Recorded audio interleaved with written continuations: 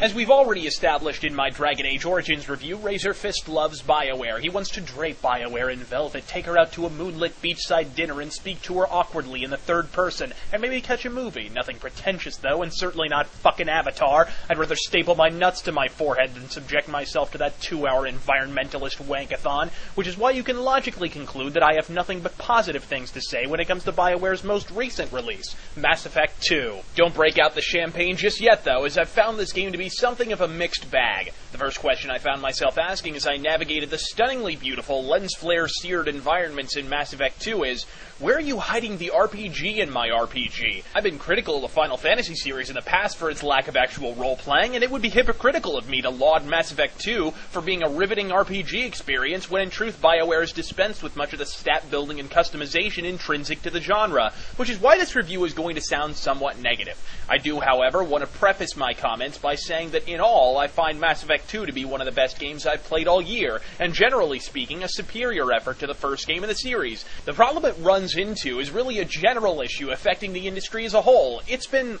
casualized. Now, please don't mistake me for some basement-dwelling WoW subscriber calling himself a hardcore gamer. Personally, I view gaming as a hideous life-stealing addiction, so in my eyes, calling yourself a hardcore gamer is like calling yourself a hardcore meth addict. Yeah, I'm sure it makes you look like a bona fide badass at the crack house, but to normal people, you just look like if Kate Moss had capped off a 6-week meth bender by completing the Iditarod. Look, guys, I understand the fiscal appeal of widening your game's audience, but by turning Mass Effect 2 into Gears of War 3, the sort of wide audience you're ultimately snagging is the sort that breaks chairs by sitting down too fast. Also, sales numbers were higher in 2007 before every franchise under the sun dumbed itself down to placate the unwashed masses than they are currently. Even the biggest franchises are having a hard time turning a profit in this economy, so one really has to wonder if casualization is accomplishing anything aside from the complete alienation of any and all gamers with taste. Perfect example, shops. Now, I recently finished reviewing Final Fantasy XIII, so encountering Mass Effect 2's preposterous shop system has really left me wondering what the traditional RPG shop mechanic ever did to piss off the game designers. Did it point and laugh at how poorly The Last Remnant sold? Was it caught fucking Yuna in the champagne room? What the shit? It's not like it was broken. We all know how it works. Want to upgrade your equipment? Go to shop, sell your shit for money, spend money on new equipment, return to narrative. But in Mass Effect 2, you can no longer buy new armor, you can only download it for money, or by redeeming your download token via the Cerberus network. And really, since every suit of armor has an attached helmet in a game where you need to see your player's face, why would you ever want to? Basically, you end up making slight changes to your standard set of N7 armor. It's neat that you can change the color, make the arm guards pointy, and turn your character into a Power Ranger, but really, aside from some mild stat changes, it's all more hollow and shiny than the new Star Trek film. So wait, if I can't buy things at shops, why are there even shops in the game? Well, let's give you a hypothetical scenario. You want a new gun, so you walk into the gun shop. Naturally, makes sense so far, right? At this point, you ask the man at the counter for a gun. He explains not only that he's not a cashier, but that they don't really sell guns in the gun store. Oh, really, you ask? Well, what do you sell? Why, we sell blueprints for guns, the smug little retail monkey explains, so you can buy our blueprints and then assemble the weapon yourself back on your ship. Alright, stop the presses, fuckface. According to BioWare, I should be perfectly fine if the next time I have a hankering for some donuts, I head into the local purveyor and instead of being handed a bear claw, they hand me a fucking recipe. I can't get over how imbecilic and unintuitive this shop system is. It's like they programmed this shit with their elbows. And while we're on the subject of guns, most fans of the original Mass Effect were more than slightly perturbed when they discovered that they now have to reload what until now had been an energy weapon. And of course, they give a half-assed explanation. Well, you see, it's not actually ammo, they're heatsink clips that you have to eject or else your weapon overheats.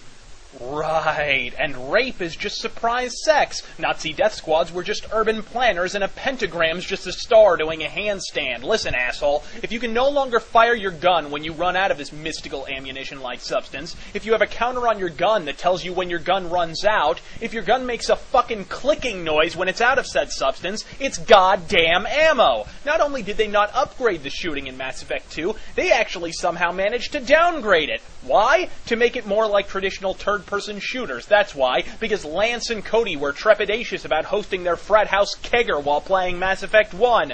Oops, this RPG plays a bit too much like an RPG. Time to take a sledgehammer to the cranium of both plot and game design, ensuring that every gamer, regardless of attention span and personal preference, rides along with a Gears of War crowd on the intellectual short bus. Let them all eat Ritalin, declared BioWare Antoinette, and eat Ritalin they did, and the games they did suck, and the shareholders did rejoice. Huzzah, they chortled, holding hands and skipping around the fulminating corpse that once was original game design. And Razorfist did lift the finger at their shameful display as he mused, "Yea, verily, yon video game industry art fucking clueless." But BioWare just couldn't leave well enough alone. They capped off the deductive triumvirate of horseshit by removing the entire vehicle exploration component from the game, a feature that was somewhat prominent in the design of the original. Basically, instead of actually landing on each planet you want to explore, mining various elements, uncovering the remains of alien civilizations, and encountering various side quests, you get to hang out in your ship and painstakingly survey every inch of each planet by hand. I'm not sure I fully grasped the technological curve in Mass Effect 2, so we've developed AI advanced enough to discover its own consciousness and revolt, but we can't program a simple bit of software to survey a planet and launch probes as needed? Am I seriously sitting here surveying a planet manually? This is fucking retarded! And do you know what the worst bit is?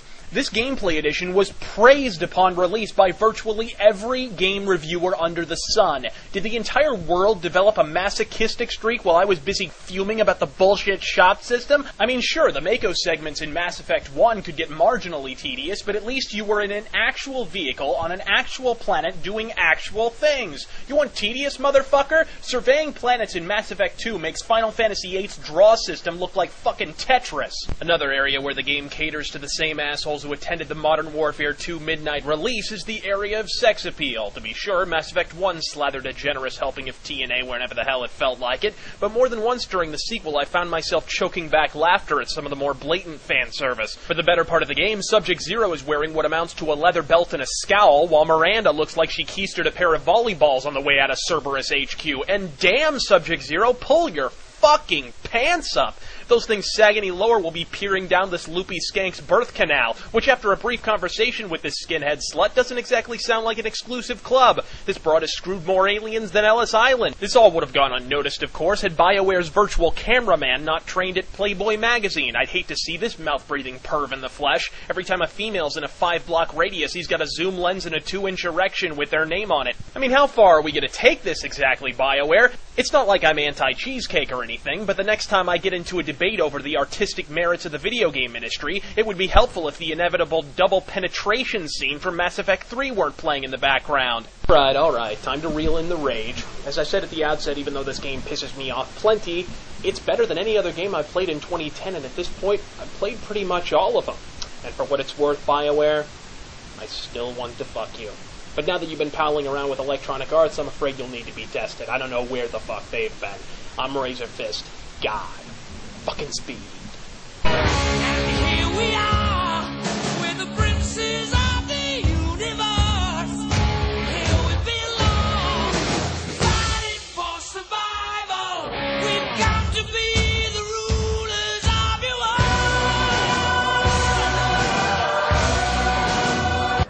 Khaleesa been seen in Al Jelani, Western News. I've had enough of your disingenuous assertions.